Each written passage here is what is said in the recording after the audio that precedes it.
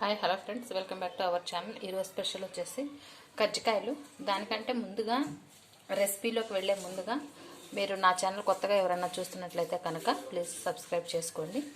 కజ్జికాయలకు వచ్చేసి ఇవి పుట్నాల పప్పు, బెల్లము, ఎండు కొబ్బరి 3 కూడా మిక్సీ పట్టేసుకున్నామండి. ఇలా ఈ విధంగా మిక్సీ పట్టుకోవాలి. మరి మెత్తగా కాదు, మీరు ఈక్వల్ క్వాంటిటీ తీసుకోండి. మీరు కొబ్బరి, పుట్నాల పప్పు, బెల్లము 3 కూడా 3 బౌల్స్, 1 బౌల్ పుట్నాల పప్పు తీసుకుంటే 1 బౌల్ బెల్లము, 1 బౌల్ కొబ్బరి తురుము, అలా మీరు ఈక్వల్ క్వాంటిటీస్ తీసుకోవాలి.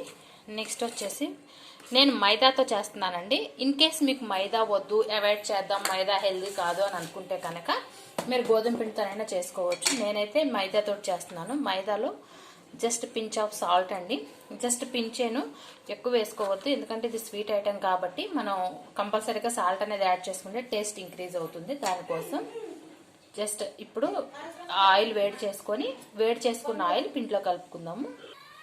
పిండిలో వేసుకోవడానికి ఆయిల్ పెట్టేసాను. ఈ ఆయిల్ వేడైన తర్వాత మనం ముందుగా తీసుకున్న మైదా పిండిలో ఈ ఆయిల్ అనేది యాడ్ చేసుకుందాం. వేడైన ఆయిల్ని ఇప్పుడు నేను పిండిలో వేసుకుంటున్నాను.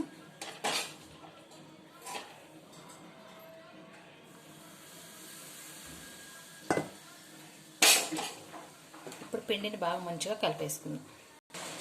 మనకి పిండి ఇలా ముద్దగా రావాలి. ఇలా ముద్దగా వచ్చిందంటే మనకి పిండి కరెక్ట్ కన్సిస్టెన్సీలో ఉన్నట్టు లెక్క.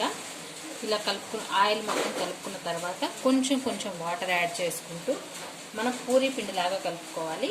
మరీ గట్టిగా కాదు, అలానే మరీ పల్చగానూ కాదు, కొంచెం వాటర్ యాడ్ చేసుకుంటూ ముద్దగా కలిపేసుకోవాలి. మనకి పిండి ముద్ద ఈ కన్సిస్టెన్సీలో ఉండాలి. ఇప్పుడు ఒక 10 to 15 minutes ఈ పిండి ముద్దను మనం రెస్ట్ ఇద్దాము.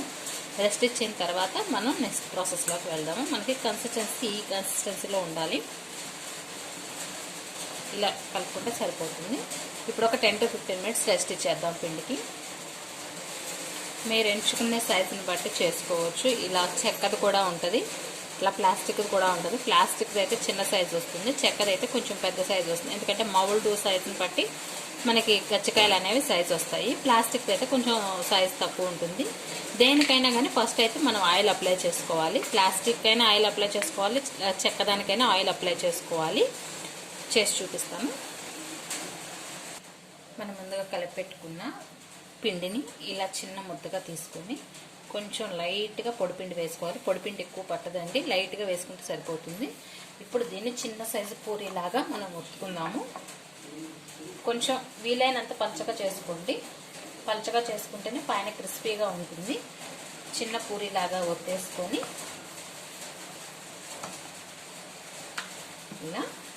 ఇలా ఒత్తుకున్న తర్వాత నేనైతే ఫస్ట్ ప్లాస్టిక్ మౌల్డ్లో చూపిస్తున్నాను. ప్లాస్టిక్ మౌల్డ్లోకి వచ్చేసి ఇలా ఆయిల్ అప్లై చేసుకోవాలి. మొత్తం కూడా